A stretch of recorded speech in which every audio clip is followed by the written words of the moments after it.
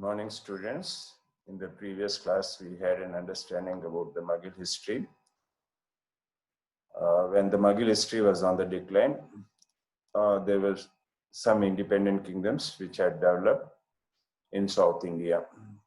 The Maratha force was one such important force which had developed in South India during the period of the Mughals. The kind of policies that were followed by the Mughal Empire for a long time was able to hold the political ambitions of different groups in India together.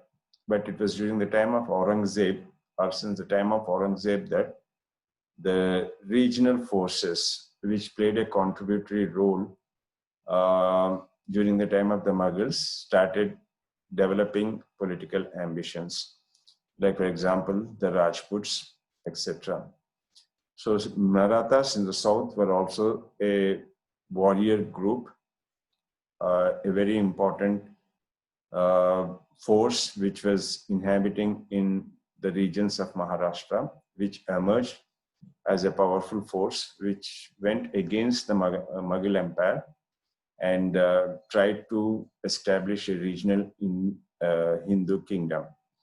One of the most powerful rulers of the Marathas was Shivaji, and later, eventually, this kingdom, which was started by Shivaji, emerges as a Peshwa force, a very powerful force, which becomes one of the major contributory factors for the disintegration of the, or for the downfall or the decline of the Mughal Empire.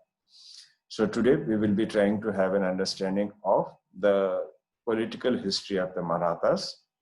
And in the first phase of the Marathas, Shivaji turns out to be a very important ruler.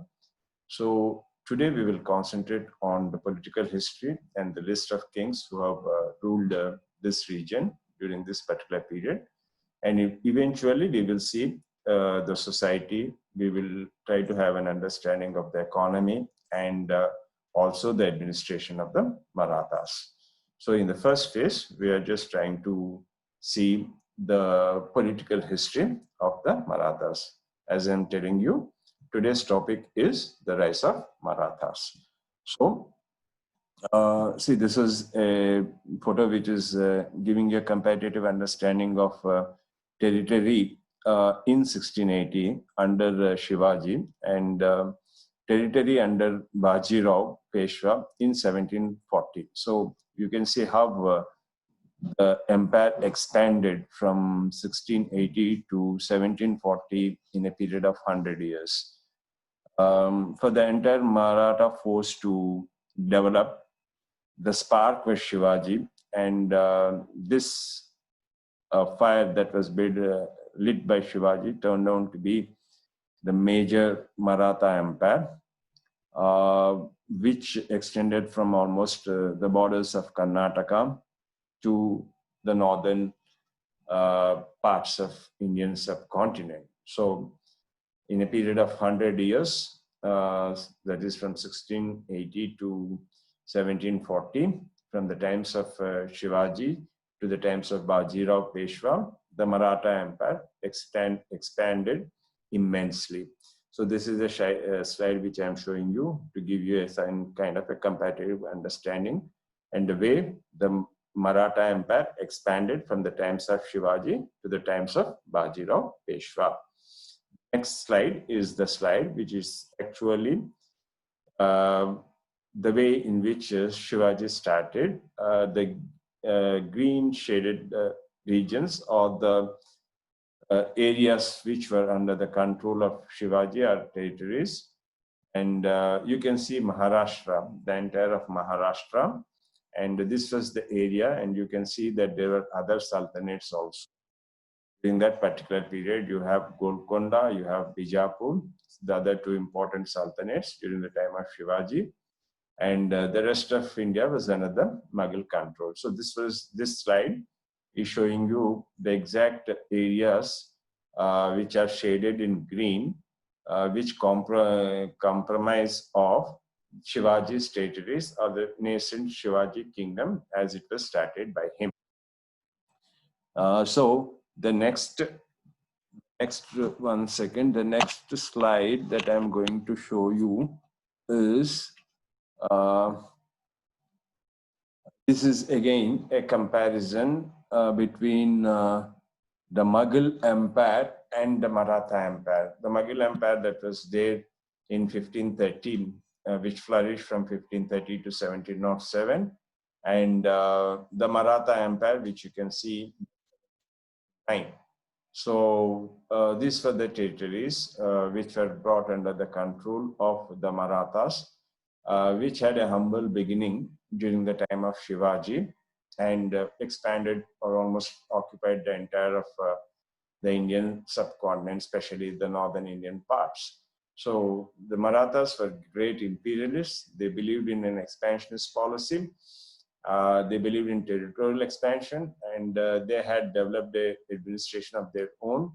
And the administration was basically the kind of administration that was developed by Shivaji during this particular time. So these slides just give you an idea of the expansionist policy and the territories which came under the control of the Marathas during and after the decline of the Mughal Empire. So the next slide, which I'm going to show you, is the most important and powerful ruler of the Marathas, and who really defied the Mughal power when it was at the highest, when the Mughal power was at the highest, when the Mughal power was most powerful.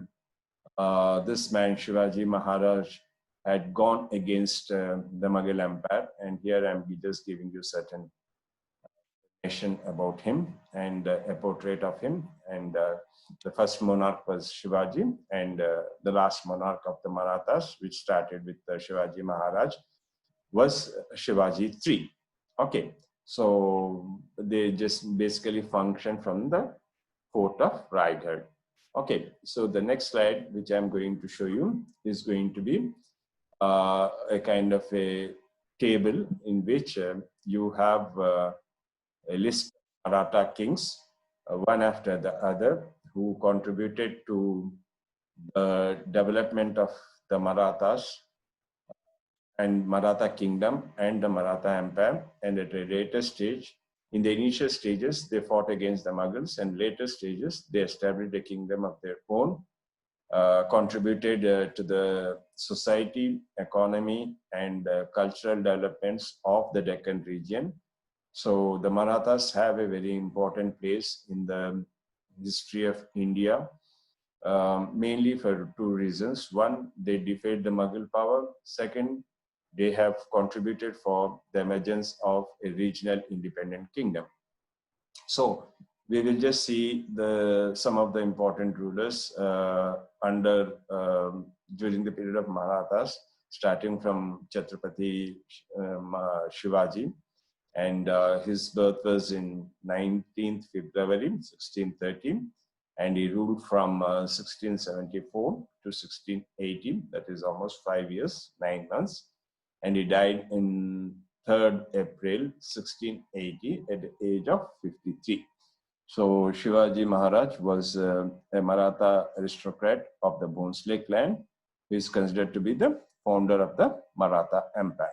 So you start understanding the history of the Marathas with this powerful ruler who went against the Mughal Empire and fought against the Sultanates in the Deccan and established the Maratha Empire. The next ruler happens to be Chhatrapati Sambhaji Maharaj. And he was born on May 14, 1657, and he ruled from January 16, 1681 to March 11, 1689. That is almost a period of 9 years, 4 months and 21 days. Okay, and Chhatrapati Sambhaji Raje had himself crowned and resumed his father's expansionist policies. And Sambhaji Raje had earlier defeated the Portuguese, the Chikadevaraya of Mysore. So two major important battles that are there during the time of Sambhaji Maharaj was he fought against the Portuguese, and he also fought against Devaraya of Mysore. And then the next ruler is Rajaram I, and he was born on 24th February 1617. He ruled from 12th March 1689 to 3rd March 1700. That is a period of 11 years. There is not any important notes connected to him, but he comes under the genealogical tables of the Maratha rule. The next important ruler is Chhatrapati, and he was born on 18th May 1682, and he ruled from 12th January 1708 to 1789, almost for a period of 1 year, a very long period, and he expired on 15th December 1749. He started the Sitara branch, the Satra branch. Okay, so that is his important contribution. And the next ruler is Rajaram II of Satra. And he was born on 1726 June. And he ruled from December 15, 1749 to December 11, 1777 for a period of 28 years, and expired on December 11, 1777. So he also contributed to the Satra branch.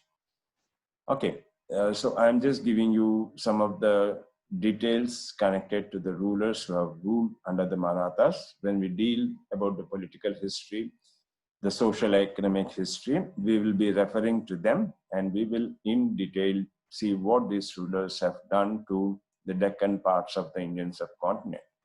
Okay, so the next ruler was Sahu II of Satra, 1763, and he was born in 1763. He ruled from 11th December 1777 to 3rd May 1808 and ruled for a period of 31 years. Long period again, and he expired on 3rd May 1808. So Satra branch, he was the nominated emperor of the Maratha Empire, Satra, from 1808 to 1819, and he becomes the Raja of Satra.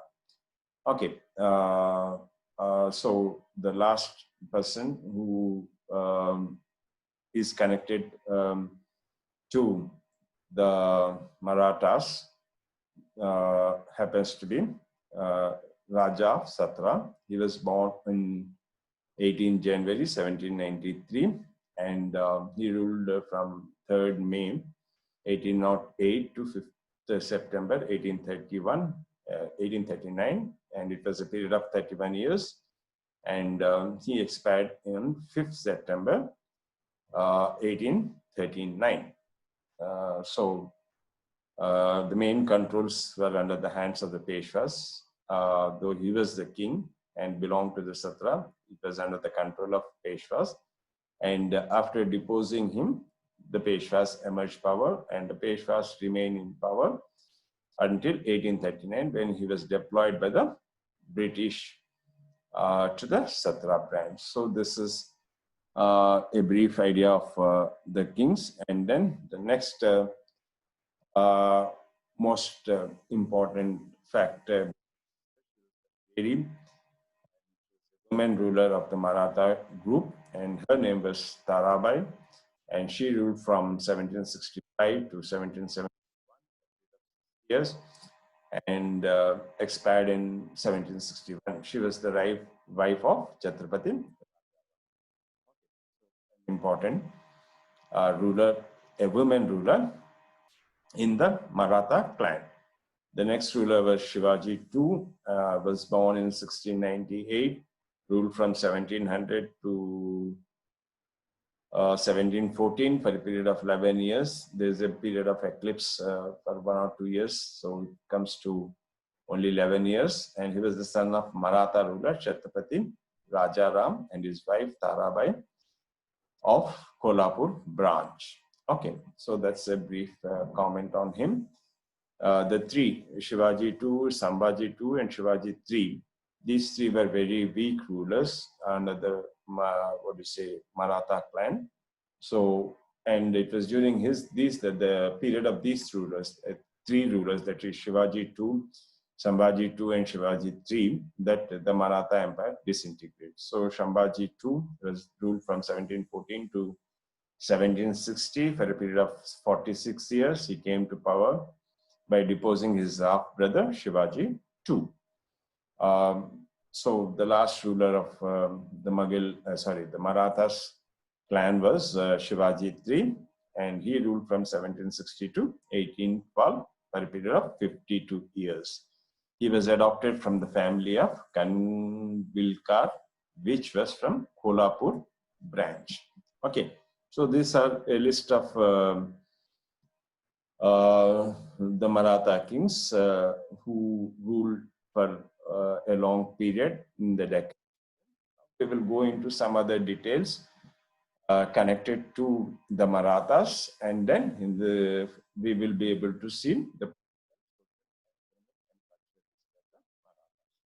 In this slide, I have put some bullet points which give you some kind of an idea of the Marathas. So the single most important power to emerge in the twilight of the Mughal dynasty was the Maratha Confederacy. Confederacy means group coming together, different forces, clans coming together is the Confederacy. So the most important thing to happen on the decline of the Mughal dynasty was the emergence of the Maratha Confederacy, or the Marathas as a political force. Okay, so initially they were operating in the Western Deccan.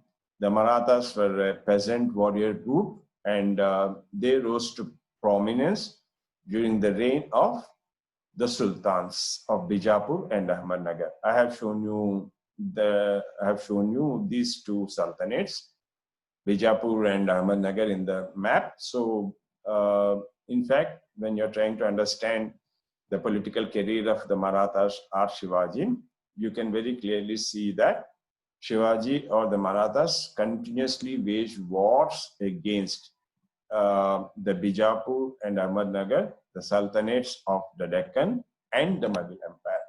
So the political history of the Marathas is completely based on wars between Marathas, Mughal and Mughal Empire, wars between Marathas and Bijapur, wars between Marathas and Ahmednagar. Okay, so this is the area on which most of the political history of the Marathas concentrates.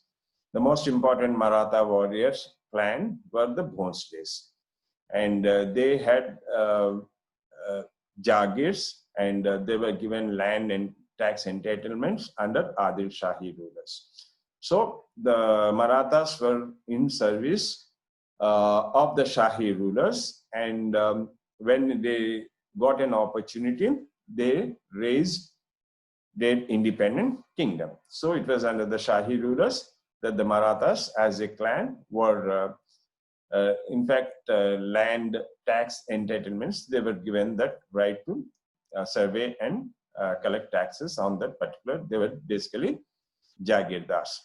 Okay, so they were consolidated in the course of 1630 to 1640. So in these 10 years, when Bijapur expanded to the south and southwest, they consolidated their position between 1630s and 40s, the Marathas. Okay, so the next point is that Shaji Bhonsle was the first prominent member of the clan who drew substantial revenues from Karnataka region in territories and had once been controlled by the rulers of Mysore and other chiefs who derived from the collapsing Vijayanagara kingdom. So this point states that Shaji Bhonsle, he was collecting substantial revenue from the Karnataka region, and this was controlled by the Mysore chiefs, and so he has taken advantage of Bijapur's expansion in the south and southwest, and the fact that he had the right to, or the ability to collect revenues in the Karnataka region, and the Mysore chiefs were becoming weak, and the Vijayanagara kingdom was on the decline. So these were the political circumstances which helped Shaji Bhonsle to establish his own or to develop his own political ambitions in this particular region. One of his son or one of his children, Shaji Bhonsle, emerged to be the most powerful figure in the land to the west. While Vayam Koji, half-brother of Shivaji, was able to gain control over the Kaveri river delta and the kingdom of Tanjavur in 1670s. See, as I was telling you in my previous class also, the history in South India is basically, whether when we are talking right from the starting points of Satavahanas, it is basically dependent on the delta regions that are there between the Godavari, Krishna, Tungabhadra and Kaveri. So whether you're talking of the ancient period or you're talking of the medieval period, these people were trying to establish their political control and gain any kind of 2 or 3 deltas, river deltas, and establish their kingdoms.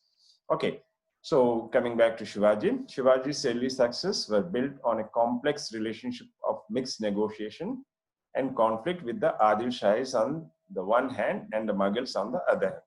The point here that I'm trying to tell you is that the career, the way Shivaji built up his career was when he was trying to negotiate. That is, when he was trying to counter the Mughals, and at the same time, he was also trying to counter the Adil Shahs. So his career, his political career, his career as a warrior is in a continuous conflict that he takes up with the Mughals and the Adil Shahis. Adil Shahis are from the Deccan and Mughals are from the north.